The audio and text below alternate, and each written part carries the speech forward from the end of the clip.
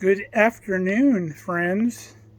We are firing up the new Masterbuilt 800 Gravity Series barbecue today.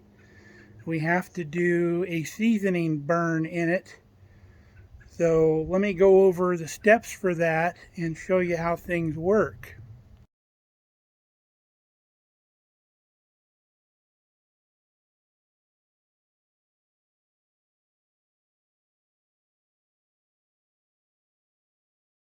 Now, what made me buy this grill is really neat.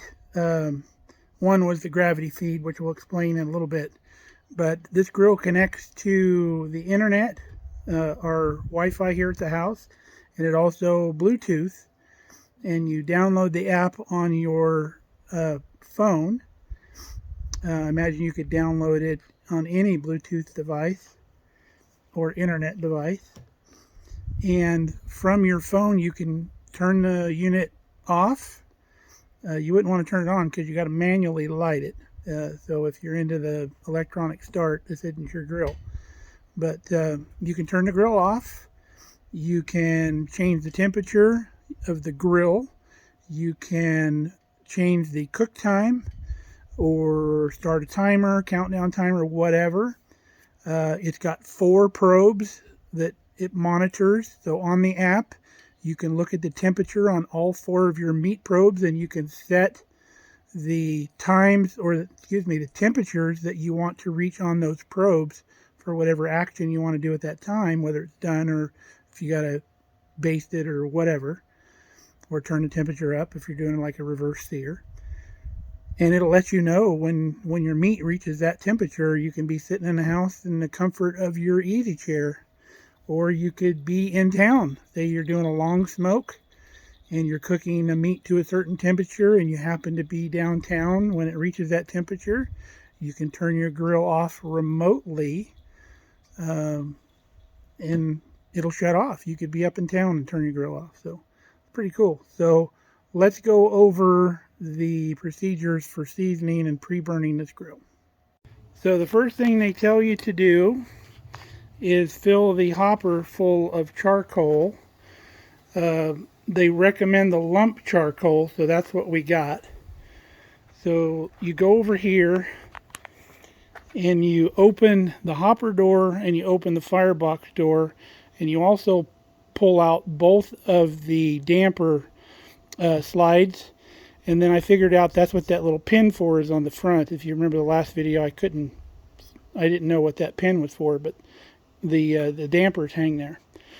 So fill the hopper full of charcoal, and then they make these little starter blocks. You don't have to use them if you want to start the charcoal in some other fashion, but it's pretty convenient.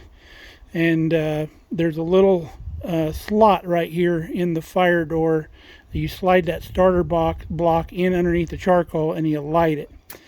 Now you leave everything open for 2 minutes, so allow the heat to come up through that chimney, and it causes a draft and gets the charcoal going. So after you got some smoke coming out the top up here, and it's been about a couple minutes, you close everything up. Then you come over here and you start your barbecue by pressing the power button, and then you press the temperature button. They initially want you to run this at 250, so you turn the dial to 250 and then it will start. And then set the time for 1 hour. There's a time button on there as well. Press the time button, turn the dial to 1 hour, and you run it at 250 for 1 hour. Now, if you have either door open, the fan shuts off. There's door switches on both doors that the doors push it down when you close the door. So if you have the doors open, the fan will stop to keep you from burning up all your charcoal in your chimney. So after you run that for an hour, then they recommend to bump the temperature up to 400 degrees, and you run that for 30 minutes. And then after that, you do the shutdown, which to shut it down, you press and hold the power button, which shuts the unit off, and then you slide both of your dampers into those slots, and that completely chokes off the firebox and the hopper. So it basically smothers the fire in there. So if you're not familiar how these gravity smokers work, this chimney here, because it's got an airtight lid, the hopper does, the charcoal will not burn up into the hopper. It'll only burn on the bottom where there's oxygen down there. So the rest of it just kind of fills with smoke and it just kind of chokes it out. So as that burns on the bottom, the charcoal slowly comes down gravity fed, and then the ash fall in an ash bucket down in the bottom down there. So it's a pretty neat concept. You don't have to buy pellets. You can use regular charcoal. They recommend that you do not use any of the quick light charcoal that's got like the fuel in it. But you can also use smoke flavoring in here. If you want to add a different flavor of smoke other than just the charcoal, you can put hickory chunks or any other kind of wood. They say to put a half a pound down into the ash pan, and then when the embers fall in there, they will light that and cause that smoke to go up into the grill.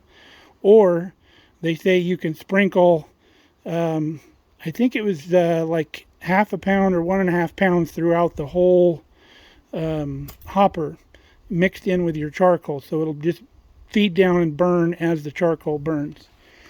But check your directions for how much to actually put in the hopper. So after this thing is all burnt, we do our 2 sessions. They say to cool it down completely, shutting it down the steps I told you how to do. And then what they want you to do is get a thin layer of oil. And I recommend that you use an animal fat because it doesn't get sticky. So if you don't have any animal fat, go down to the store and buy like a brick of lard. And that would be a good thing. Melt it down and then use like a paintbrush to paint all your stuff. Or you can use like a commercial grill spray and spray all your surfaces. And then they say to run it again at 350 for 30 minutes to cook on that oil. And it seasons it inside of your barbecue and your grill grates and all that. So that's how you get this thing going before you start cooking on it. We wanted to cook a rib roast on it today, but it's afternoon already. And I don't know if you can see, but it's starting to look like rain. They're predicting a little bit dusting of snow tonight. So I don't think I'm going to be barbecuing outside. These are electronics on here, so I don't know if I'm going to leave it out in the rain. So we'll probably be cooking our steaks tonight on the stovetop. But hey, that comes out good too. So I hope this helps you out with your startup procedures, or if you just wanted the info on how to do it. So until next time, stay safe, stay healthy. We love you guys. Come on back and see us here at Mark Kelly Farm.